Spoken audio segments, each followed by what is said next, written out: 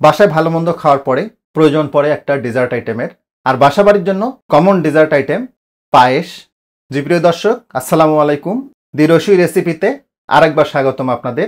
আজকে এমন একটা পায়েস রেসিপি করে দেখাবো আপনাদের। আমার বিশ্বাস এই পায়েস রেসিপিটা হবে আপনার জীবনের সেরা রেসিপি। ছোট্ট একটা রেসিপি, কিন্তু প্রতিটা পর্যায়ে অসংখ্য টিপস থাকছে, যে টিপসগুলো ফলো করলে পায়েসটা সেই স্বাদের হবে। শুরুতেই পায়েসের যে চালটা, সেই চালটা রেডি করে নিব। একটা বাটিতে হাফ কাপ পোলায়ের চাল, যেটা সুগন্ধি চাল, এটা নিয়ে নিচ্ছি। চালটা হাফ কাপ কেন নিলাম সেটাও ব্যাখ্যা করব আপনাদের। তো শুরুতেই চালটাকে খুব ভালোভাবে ধুয়ে ভিজিয়ে রাখতে হবে।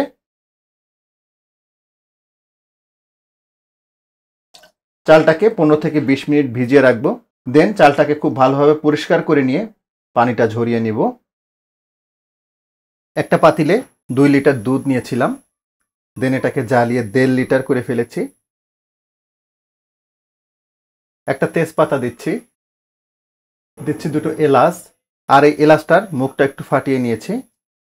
এই যে আমরা তেজপাতা এবং এলাচটা ব্যবহার করলাম, এটা বেশি না, জাস্ট 2-3 মিনিট মতো দুধে জ্বালিয়ে নিলেই এর ফ্লেভারটা চলে আসবে। তবে বেশিক্ষণ রাখা যাবে না, এতে করে মশলার একটা স্ট্রং ফ্লেভার চলে আসবে। তাতে পায়েসের যে নিজস্ব ফ্লেভার, সে ফ্লেভারটা নষ্ট হয়ে যাবে। আচ্ছা, পায়েসের দুধটার ব্যাপারে একটু না বললেই নয়। চেষ্টা করবেন পায়েসের দুধটা যেন ফুল ক্রিমের হয়। এজন্য চেষ্টা করবেন সরাসরি গরুর যে দুধটা পাওয়া যায় সেটা নিতে। আর যদি প্যাকেট দুধ কেনেন, সেই ক্ষেত্রে এতে ফুল ক্রিম যে গুঁড়ো দুধগুলো আছে এটাতে মিশিয়ে নেবেন। আর মেশানোর রেশিওটা যেটা হবে, 2 লিটার দুধে 1 কাপ মতো গুঁড়ো দুধ দেবেন। আমি এখানে সরাসরি যে গরুর দুধটা পাওয়া যায় সেটাই নিয়েছি। আর এর জন্য এটা ফুল ক্রিম দুধ। মশলাগুলোকে প্রায় আমি 3 মিনিট মতো জ্বালিয়ে নিয়েছি। এগুলোর ফ্লেভারটা চলে আসছে, তো এগুলো আমি ফেলে দিব।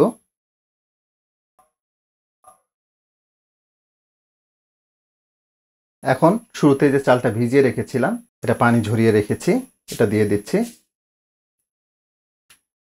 এবার একটু বলি আপনাদের, আমি কেন হাফ কাপ চাল নিয়েছিলাম। চাল এবং দুধের মেজারমেন্টটা হবে এইরকম। পার লিটার দুধের জন্য 1/4 কাপ চাল দিতে হবে।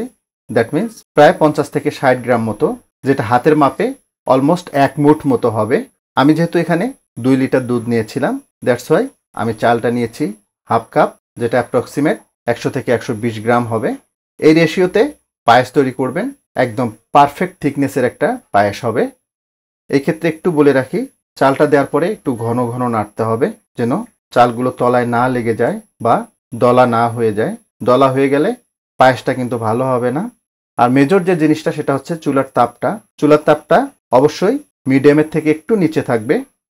আচ্ছা, শুরুতে আরেকটা বিষয় বলে রাখি, দুধে চাল দেওয়ার পরে চালটা একদম সিদ্ধ হয়ে না আসা পর্যন্ত এটাতে কোনো অবস্থাতেই চিনি বা গুড় কোনোটাই দেওয়া যাবে না। চিনি বা গুড় দিলে চালটা কিন্তু সিদ্ধ হবে না, আর এতে করে পায়েসটাও ভালো হবে না। তো আমরা চালটা সিদ্ধ হওয়া পর্যন্ত এটাকে একটু ঘন ঘন নেড়ে নিব। দুধের মধ্যে চালগুলোকে প্রায় আমি 20 মিনিট মতো জ্বালিয়ে নিলাম। দেখুন, এটা অলমোস্ট সিদ্ধ হয়ে গেছে। একটু দেখাই, দেখুন গলে যাচ্ছে। রেসিপি শুরুতে যেমনটা বলছিলাম আপনাদের, যেটাই হবে সেরা পায়েস রেসিপি। এজন্য আমরা এখানে একটা ইনগ্রেডিয়েন্টস অ্যাড করব, আর সেটা হচ্ছে দুধের সর। দেখুন,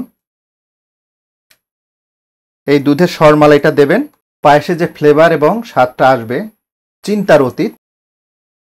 রেগুলার দুধ থেকে যে সরটা উঠিয়ে রাখি সেটাই দিয়ে দিলাম। এখন প্রশ্ন হচ্ছে, আপনার বাসায় যদি না থাকে সেই ক্ষেত্রে কি করবেন? সেই ক্ষেত্রে একটু মাওয়া এখানে যোগ করতে পারেন। যেহেতু চালটা খুব ভালোভাবে সিদ্ধ হয়ে গেছে, তো এখন আমরা এতে চিনি অ্যাড করব। আমি হাফ কাপ চিনি দিয়ে দিলাম। মিষ্টিটা আপনারা আপনাদের রুচি মতো এটা কমিয়ে বাড়িয়ে নিতে পারবেন।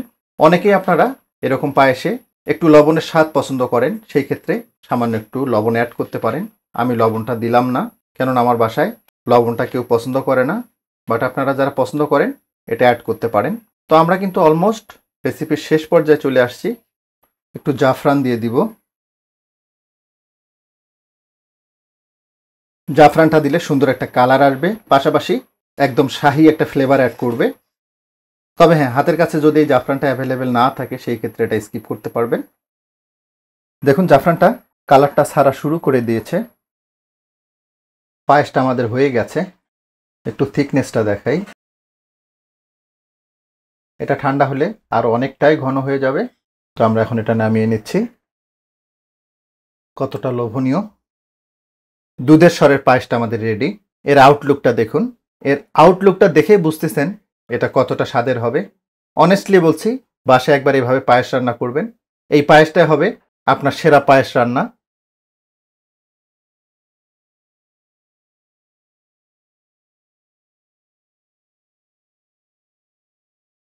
একদম মাখন। আলহামদুলিল্লাহ, অনেক স্বাদের হয়েছে। যাই হোক, আশা করব দুধের স্বরের এই পায়েসের রেসিপিটা আপনাদের একটু হলেও ভালো লাগবে। আর ভালো লাগলে কিন্তু আমার সার্থকতা। তো আজকে এ পর্যন্তই। সবাই অনেক ভালো থাকবেন, সুস্থ থাকবেন, নিরাপদ থাকবেন। আল্লাহ হাফেজ।